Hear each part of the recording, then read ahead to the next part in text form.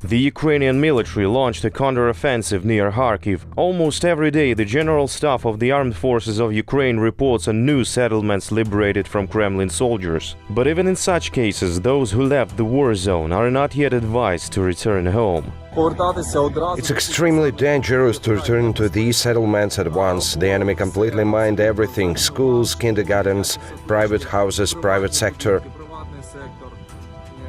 2 women in Sergei unfortunately exploded in their own yard, their own household.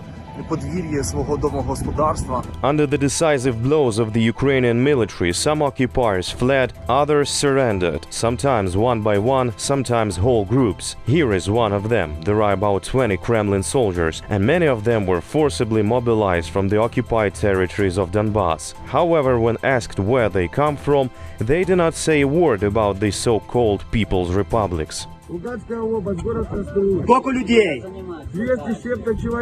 Those who decided to resist the Ukrainian army must now be gathered in the fields and trenches. Bags for bodies needed too. And these men tried to flee and came under fire. They failed to escape. This is how the Russian army abandons the mobilized from the occupied territories. It's typical Russian style: run away and leave your dead on the battlefield. But did Putin ever count his soldiers? Or maybe Shoigu did it? For them, the lives of Russians mean nothing. And even when the command knows that a soldier died in battle, he will be recorded as missing. The dead bodies will be taken to a landfill and thrown out. And Russian soldiers already know about it. Там целая, там некуда ложить, свалка. Я тебя лучше свалка. Пиздец, высотой с человеческий рост. Вот сука, блядь. Говорит, тысячи.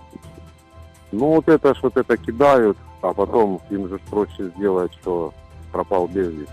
They were expecting an easy walk. They thought that they would kill Ukrainians with impunity. Instead, they sit in the trenches shaken with fear, and they kill themselves. He was in a trench with this machine gun. He refused to release it, so he fell asleep, but forgot to engage the preventer.